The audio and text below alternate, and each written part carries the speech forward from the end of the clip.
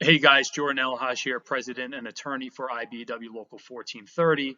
And I wanted to make this quick video for you because I just heard that Daryl had a group meeting with you guys and he asked you to give him a second chance.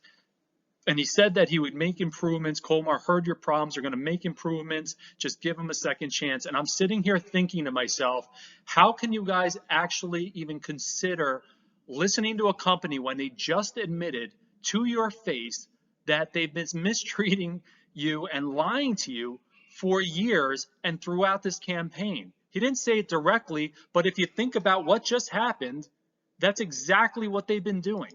So Daryl just admitted that Kolmar can make improvements to your working conditions if you give them a second chance. But throughout this entire campaign, all Kolmar's been saying through this consultant is if you go through the union election, there's a real chance you can lose stuff. But now they're saying, no, we can make improvements. So now they're telling you there's nothing that you can lose because they're going to make improvements and they know that they screwed up. But they don't want to put it in writing through a union contract. So what does that mean? You're going to trust a company like that? A company that actually says, we know we've been mistreating you for all these years, and it took to this point where you're actually going to do something about it for us to try to make some kind of changes. What changes are they going to make? What are they going to guarantee? How long are they going to make changes? Are they going to give you a raise? How much are they going to give you? How long is that going to last? What about the medical benefits? What about the scheduling? Are they going to stop that from being changed for a period of time? Are they going to put it in an actual contract that guarantees that they can't take it away for a period of time? Guys, think about the situation that we're in right now. You're in a pandemic. This is just an example. You're in a pandemic, and the government's talking about not opening school. So if any of you have kids, right, and they might not be in school 5 days a week, what's Kolmar going to do about that? How understanding are they going to be when you can't afford childcare? How many sick days are they going to give you? Right? Are they going to guarantee that? Or are they going to come and say, you got to figure it out? Sorry, there's only so much we can do for any individual employee. That's too bad. Figure it out. You want to take that chance. You want to give this company an opportunity to make some kind of change for you when all we're telling them to do is, fine, you want to make improvements, talk to us about it. Let the employees have professional representation to analyze everything and evaluate everything, and then whatever we agree on, let's put that in a contract so you can't change it at the drop of a hat. Why is it that they don't want that? Why is it that they don't want to put it in writing? Why is it that they don't want to guarantee it? You sit here and you ask us about guarantees, but you don't ask the company what's guaranteed. So think about what's being told to you and what that actually means. It means that they're lying to you. This consultant has been talking to you for what, months now?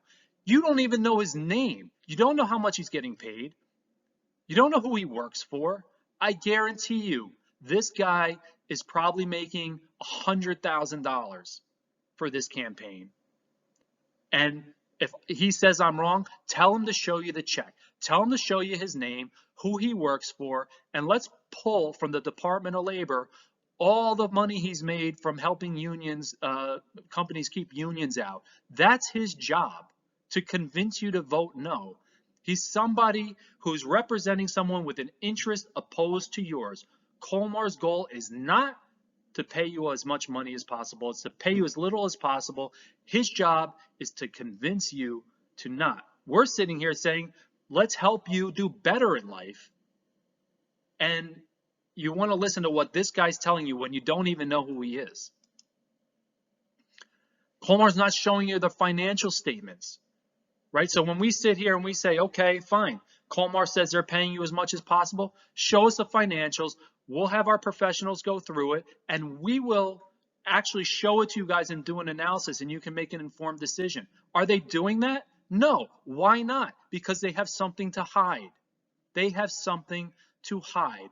They could do that before the election, right? If they want to actually show their financials to us and open up their books and have our professionals analyze it, we'll do that. We'll do it before the election and we'll go over everything with you guys. And then you can see whether or not they're being honest or not. I guarantee you, Kolmar's not going to do it because they have something to hide, because you can't trust them.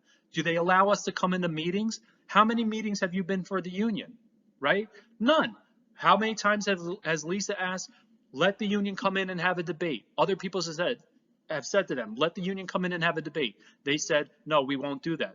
Why not? Oh, because of COVID? They could set up a remote Zoom meeting. We can come in on that. We could be on a conference call.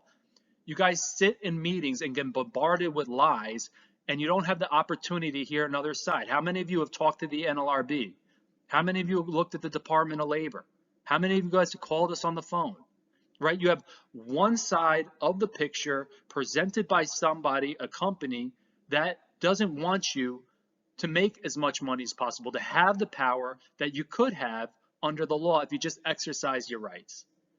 So I hope that you are not even considering listening to what Daryl said, because it would be really sad for you guys to actually believe a company when they come out and admit to you that they can now make improvements, you are not going to lose money, and they're not willing to guarantee anything in writing, and they're not willing to tell you who the people are that's representing them. So if that's the kind of standard that you hold a company to, and those are the kind of criteria used to determine whether you're going to trust someone, then, then I guess we're going to lose this campaign, because there's no way we can convince you otherwise to actually get the information that's accurate that you need. So give us a call. Please get informed. I just posted another video on strikes to show you that everything that the company's telling you is misleading, and I hope you guys make an educated decision. Thanks.